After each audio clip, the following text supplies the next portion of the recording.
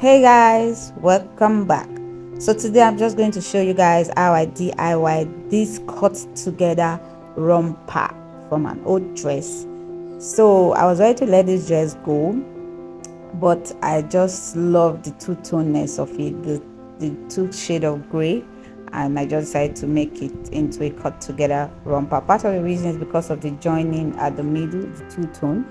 So first thing for I just arrange it because I need that middle point to actually be in the middle. So I pinned it down like this, and then I decided to use what I already have for the trace out because this is a beginners friendly tutorial. So I'm using this short. This is like one of my favorite shorts. It's flayed, it's free, and the crop top is actually a free crop top because I wanted this cut together romper to be free.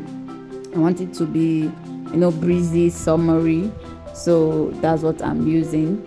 So it all depends on the outfit you use. That's how it will turn out. So this is the outfit I really love.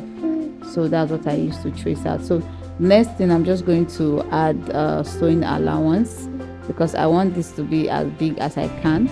So this is the front part of this dress. I've used it to trace out the front part of this cut together romper. As a beginner, I really think you should up on this tutorial. Like, leave me a comment if you are going to try and recreate this. I would really like to help. So I'm just going to mark out the front part so that I'll be able to use it to trace out the back part. So this back part, it's you put the shorts at the back side and then fix it in, or you simply just add 2 inches to the back front side. So this is simply because the back side needs to be longer than the front side as the normal pant cutting. So this is it. Now I'm just going to cut out the front part, the neckline. I want it to be a bit deeper, so that's what I'm doing here.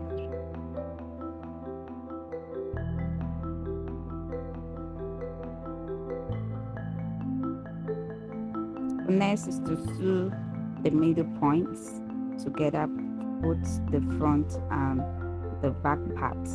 So this is it after sewing, and then I'm going to take in the neckline of the back part in a bit. This is just to make it easily accessible when I'm wearing it because I decided not to put zip on this. So with this opening, I can wear it from the top upward. So that's why it's very important. So that's why this is open. So next, I'm just going to work on the pocket. So I decided to use the remaining fabric to just create a pocket. So just the easiest way, I'm just going to use my hand to measure the depth and the width of the pocket. So this is folded in 4 for both sides. Next is to place the pockets. I'm just measuring from the top 16 inch, so it depends on how you want it to be. So I'm just going to place it like this and then sew it down on the front part and then the back part, or of course the joining of the shoulder and then the bodies. So it's very advisable to pin down before sewing. So that's what I did here, and then sew it down. The same thing for the other side. So it's like that.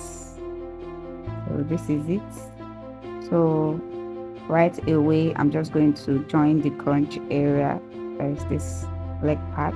I'm going to pin it down and then sew from the middle point down to the other side. This way it's aligned properly. So this is it. And then I'm going to fold in the down part, hem it down. So this is it. I'm going to turn it now. So this is the pocket. It's those kind of pocket that you don't even really know that is there. That's why I love this type of pocket. So next I'm going to, of course, pipe all the raw edge around the neckline, the back part, and the armhole. So I use the pieces, I just cut out pieces joined together as bias. I don't want to create or get a new bias, so I just use the fabric pieces to create a bias for all the joints. So this is it. Now this is ready, so I added a bit of strap for tying, so just to give it a cute finish at the back. So this can be tied into a bow, just a cute touch to it. So this is it. There's one more thing that I needed to do because there's a bit of pressing incident at that part, so I just crochet a love shape just to cover it, and then I replicate it in the other part so make it look like it was planned. So this is it. Hope you love the tutorial. Please like, share, and subscribe before you leave. Thanks so much for watching, and I would like to see if you decide to try this. Tag me on my socials. Bye for now.